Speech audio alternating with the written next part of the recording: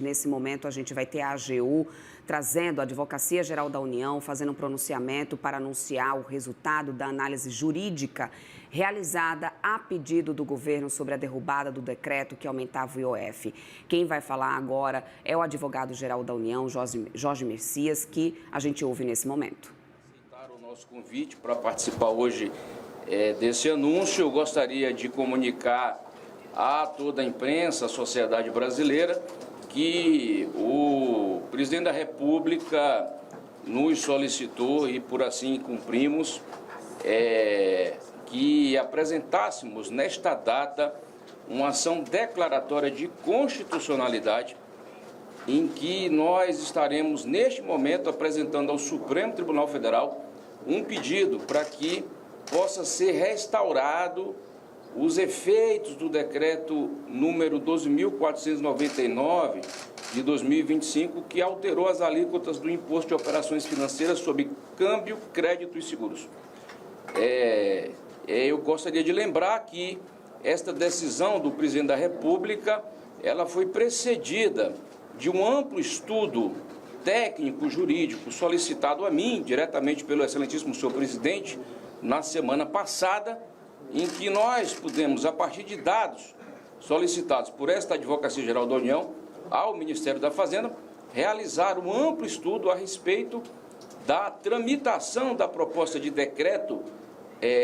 presidencial, desde o Ministério da Fazenda, passando pela Casa Civil da Presidência da República, até a adoção deste decreto presidencial pelo excelentíssimo senhor presidente da República. Também tivemos a oportunidade de estudar a tramitação do decreto legislativo número 176/2025, que culminou com a suspensão dos efeitos do decreto presidencial número 12.499, e a avaliação técnica dos nossos advogados, e que foi evidentemente submetida ao senhor presidente da República, foi que a medida adotada pelo Congresso Nacional acabou por violar o princípio da separação de poderes. Então, qual foi a medida que nós adotamos nesse momento? A Advocacia Geral da União apresentou uma ação declaratória de constitucionalidade. A ação declaratória de constitucionalidade é uma medida necessária para que o Supremo Tribunal Federal possa apreciar a correção, a adequação do ato do chefe do Poder Executivo à luz do artigo 84, inciso 4º, artigo 153, inciso 5º, parágrafo 1º da Constituição Federal, que alterou, dentro dos limites e condições estabelecidos pela própria Constituição Federal, especificamente com base na Lei 8894 de 1994, que é a lei que criou o IOF, as alíquotas do Imposto sobre Operações Financeiras. Nesse sentido, considerando que a ação declaratória de constitucionalidade visa exatamente preservar a integridade, a rigidez do ato praticado pelo chefe do Poder Executivo, a conclusão lógica é que este decreto continuaria válido, portanto, ele não poderia ter sido de modo algum suspenso por ato do Congresso Nacional. É importante dizer que durante o estudo que foi realizado pela Advocacia Geral da União, nós analisamos de forma muito cuidadosa, de forma muito detida, a jurisprudência do Supremo Tribunal Federal. E a jurisprudência do Supremo Tribunal Federal, ela é forte, firme, no sentido de que o Congresso Nacional, ao utilizar o dispositivo do artigo 49, inciso 5º da Constituição Federal, que é uma competência própria do Congresso de sustação de atos do Poder Executivo, atos de natureza regulamentar, só poderá fazê-lo em caráter excepcionalíssimo, de modo restritivo, mediante a flagrante, a patente inconstitucionalidade. De outra forma, é dizer, tendo o decreto do presidente da República preservado a sua integridade, não poderia prevalecer, evidentemente, o decreto legislativo que o susta. Portanto, a nossa conclusão é de que o decreto presidencial que alterou as alíquotas do IOF é um decreto constitucional, válido, rígido, portanto, e que não poderia ter sido objeto de PDL, ou seja, objeto de decreto legislativo de sustação de efeitos de natureza regulamentar próprio do Poder Executivo. O pedido, ele teve como base 3 preocupações fundamentais que ensejaram a adoção desta medida pelo Presidente da República. Primeiro, aí identificamos um claro comprometimento à função administrativa própria ao Poder Executivo, porque a sustação de efeitos do decreto de natureza regulamentar pelo Presidente da República acabou afetando a política econômica e tributária a cargo do chefe do Poder Executivo Federal. Segundo, a sustação de efeitos do decreto legislativo acabou ensejando a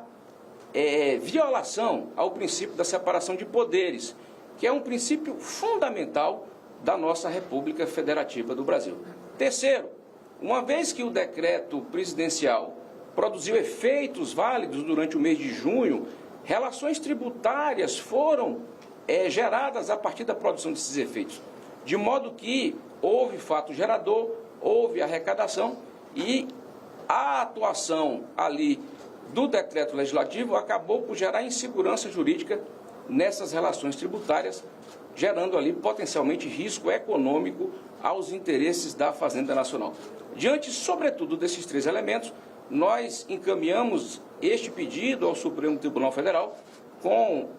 um item específico de natureza liminar, cautelar, para que o Supremo Tribunal Federal possa apreciar os pedidos formulados pelo Presidente da República, neste ato representado pelo senhor advogado-geral da União, e a partir dali possa apreciar os pedidos de natureza liminar, diante do risco iminente que nós apontamos na nossa inicial. Estas informações estão sendo, neste momento, distribuídas para toda a imprensa, a partir de release específico, com a cópia integral do nosso pedido ao Supremo Tribunal Federal, também com a documentação anexa. Eu queria destacar que, neste momento, o que nós estamos pedindo ao Supremo Tribunal Federal é uma ação declaratória de constitucionalidade em favor de um ato produzido pelo Presidente da República. Nenhuma maneira, de nenhuma forma, nós estamos,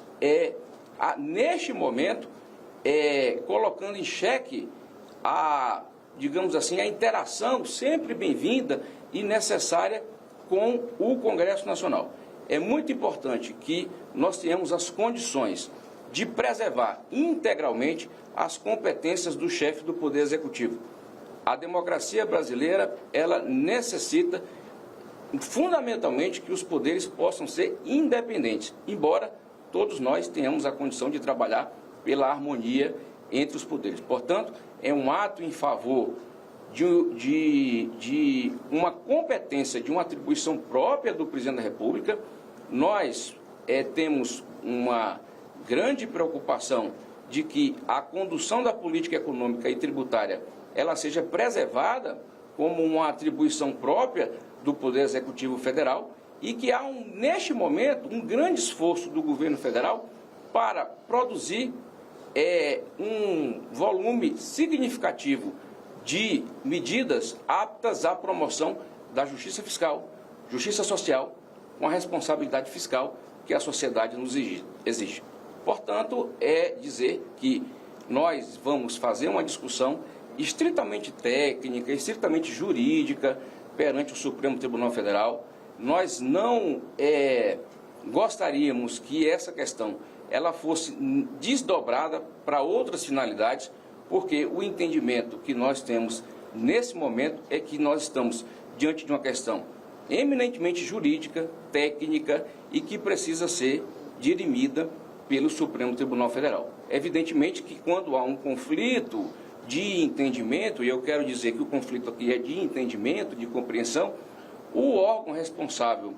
pela solução dos conflitos é o Poder Judiciário. Portanto, nós estamos levando esse assunto para que o Supremo Tribunal Federal possa, de maneira tranquila, livre, apreciar o nosso pedido e estamos à disposição para manter o diálogo necessário. Finalizo dizendo que